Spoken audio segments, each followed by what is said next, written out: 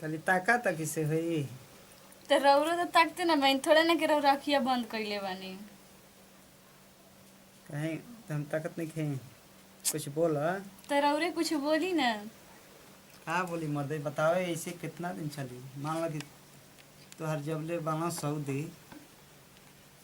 कब तक ले हम आई। ऊ तो बात तो रौरा सही कहतनी, तो लेकिन फिर भी हम का करिए, जब शादी भइल बाटे तो इज्जत के बात बाटे ना। बताई हम कुछ सोचिए समझ के ना अब ऐसे करतनी मिलत चाहे कुछ भी करतनी जो भी बात हुआ जाई कोई ना आई, गेट बंद कर ले बानी। बुढ़वा अभी ना आई, रौरा टेंशन मत लीही। गेट बंद बा हाँ ठीक है यही से कहनी है, तनी डर लगता कोई ना ना ना ना क्यों नहीं हो जब कहते बाड़ू तो के गेटे बंद कर देले ना। बाड़ू गेट तो बंदे बाटे ना, मतलब कि कोई एने उने से झाके रख, यही से कहनी है। कोई सुनत उनत नहीं ना, देवालों के कान होखेला, देवजिया जाके कह दी बुढ़े वाले का तब। भैया बोलो ना कहो पियो रे का रे दुनिया घुमतड़ा कहाँ जाई देखो तनी घरवा 2 दिन से तारा घरवा लइका होता है को घर पे बकबक मैं मजाक करतनी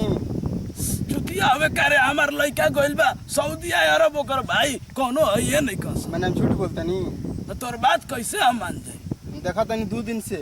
माने घर में आई लो हां केबाड़ियो बंद बा बंद त बा देखला पलंग चूर चारना न करत रहे। ये यही पर थोड़ी देर 2 दिन से हम देखत चलतनी। अच्छा तो ठीक है हम चलते हैं देखो तो कौन सरवा हाई लो है भैया ये सब 12 खोल दी हम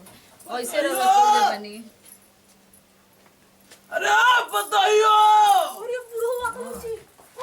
अरे मत कौन रे ना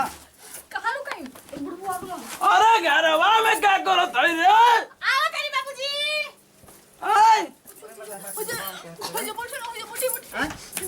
भीतर से कीली डाले वाली रे तो खाना में बनी ना बाबूजी, कीली ना दिही। अच्छा अरे मत लेवा वाले को क्या करत है रे हां बाबूजी आई का रौरा मरचिला तो मिची। करे तना खोला में काहे गेटवा लेट हो गेल रे। अरे तो सुतल ना रहनी, दोपहरिया भइल बा त का करती। चल सुतर रहले कहां चली? घर में घर में का करे? हमारा बाहरिया हम रह रे तो दुआरिये पे बैठी ना खाना नहीं हम दुआरिया पर नहीं घर में चल चल हट और तो दुआरिये पे हट बैठी हट ना। अरे चुप अभी क्या हम करे दुआरिये पे बैठे हम खाना हम दुआरी पर ना हम घर में जाई हम घर भी का करब मैं हम बानी एगो पतो तो ओही में नैन और बन त घर अरे में हमारे घर में चुनाव टिक रहल तोरा घर में हट ए जे रोटी न ले आओ तनी है क्या रुकी ना हट जाए दे हम का करू बुढ़वा तो जात करे हट हम क्या हट तो घरों में हमार का जतनी जिरौरा एकदम से मौगे हली का माओ गई करबो हट हम हट तोरा के हटू हमार मरत नहीं खत हमार घर में का करतनी तोरा मरद नहीं के तो थोड़ा सा थोड़ा मतलब हम घर में घुसो तो अपने घर में न जाइम जी कि हमार घर हम जाए तोरा के हम कोनो डिस्टर्ब करत हई हट तो अपन रूम में न जाई। अपन रूम में तोरा से कोनो दिक्कत हो हमके घुसे दे अरे बुढ़ा जी का तो तब करतनी मार बुरे हई ना कही हमार घर में का घुसे तड़ा बातार चढ़ गए सऊदीया में तू उपद्रव के लिए बड़ी कैसे उपद्रव कइले बानी। हट हट हट हाँ हाय कौन ची अरे बोरा सरी वाला हो सके क्या हां चौरा के बुढ़वा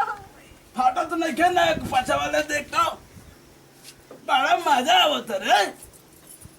ओइसे मत तुम जी फाटी सब चौरा गिर जाए फिर हमें हाँ तो बट हम बटोर ले हमारा बटोरे आवेला चौरा के देखा था तो हर बोरा फाट जाता था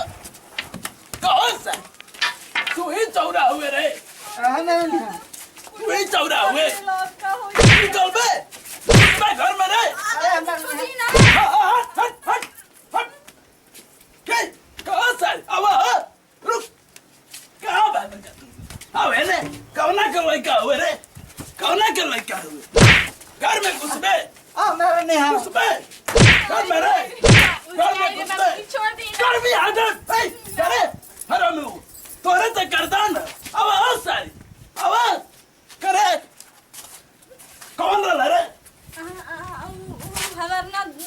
हाँ बोलू बोलू गरबा क्या है उ हमार ना फुआ के लइका रहो तोर फुआ के लइका रह करबी हमरा के बुर्बक बनैबी आई कहत ना रहल के एगो लइका हमसे बेटाई रहल के कहत रहे आई कि घर में घुसावत चली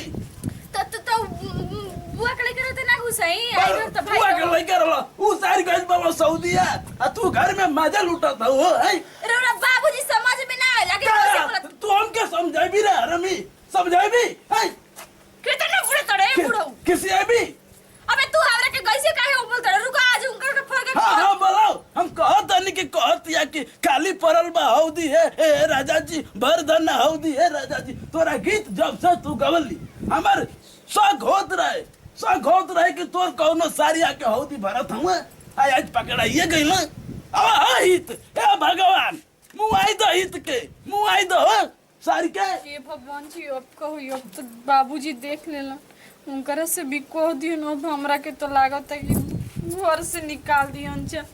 कोही नमस्ते भैया हम पियन बाबा आप सब तमाम श्रोता भोजपुरिया के हाथ जोड़ के नमस्कार प्रणाम करत है देखत हवा न भैया हमार लइका सऊदीया गइल ही सारी कहत या कि हमार फुआ के लइका हम ई आके रोज सरवदाना चूरत बतावा हमार पतो के साथे ऐसा समाज में ना होके के चाहिए हम तो दुए चप्पल मार के छोड़नी तू नरेटिव पर सारन के दाई के नरेटिव दब दिया हाँ तो भैया हमन के चैनल के नाम है सूर्या भोजपुरी कॉमेडी ये चैनल के लाइक करा सब्सक्राइब करा कमेंट में भेजे कि हमन के वीडियो कैसा लागल है यही वीडियो से दी भैया विदाई अगला वीडियो में फिर से आवल जाई जय हिंद जय भारत जय भोजपुरिया समाज।